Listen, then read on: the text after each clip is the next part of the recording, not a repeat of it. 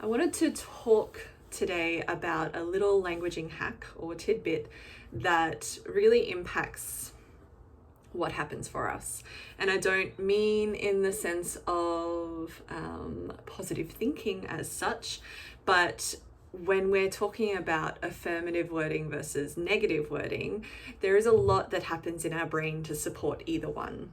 So a good example, and that I'll use as an example throughout this, is when you say, oh, don't forget to get the bread, or I have to make sure I don't forget to pick up the bread.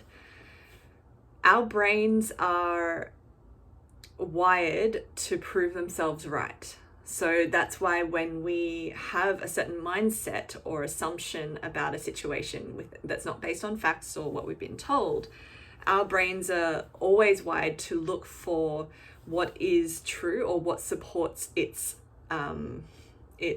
hypothesis around it. So it's always wanting to be right. So it will look for evidence to prove itself right. So when we say things in a negative sense, so the don't forget is a negative phrasing because the active word in that is forget, our brains are picking up on that and more likely to go towards that and find ways to help you forget because it thinks that that's what it needs to do to be correct.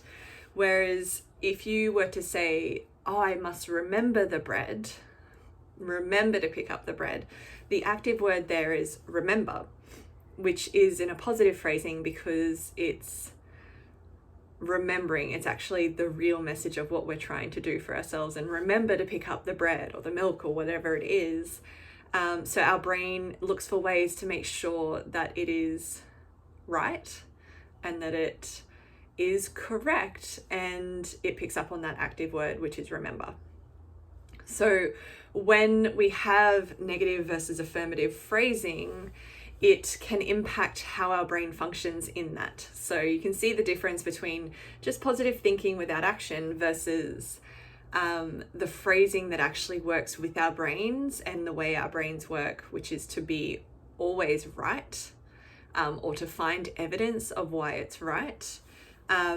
We can actually shift our perception, also our luck as such. So you could say like, I'm someone who always forgets to pick up things, no matter how much I remind myself.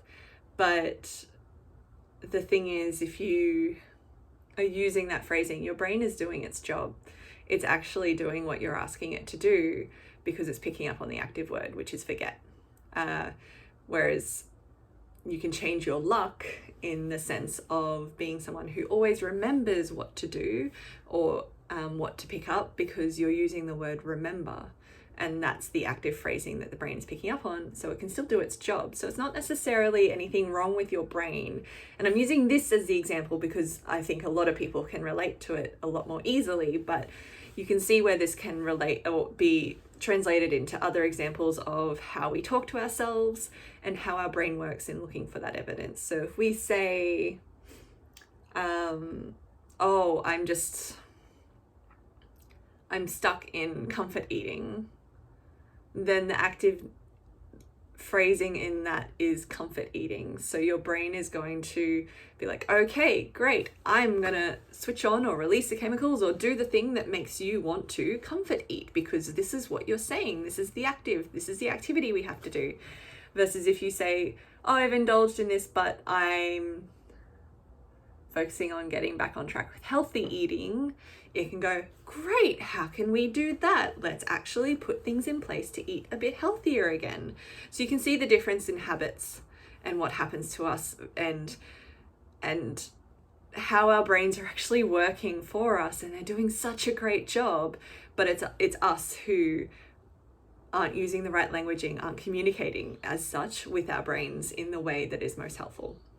So communication goes beyond just how we communicate to each other or even our self-talk. It also goes into how we communicate in a way that's best for our physiological function of how our brains work, our neurological function even, of how our brains work and how they function and how they want just to support us and do the best that it can.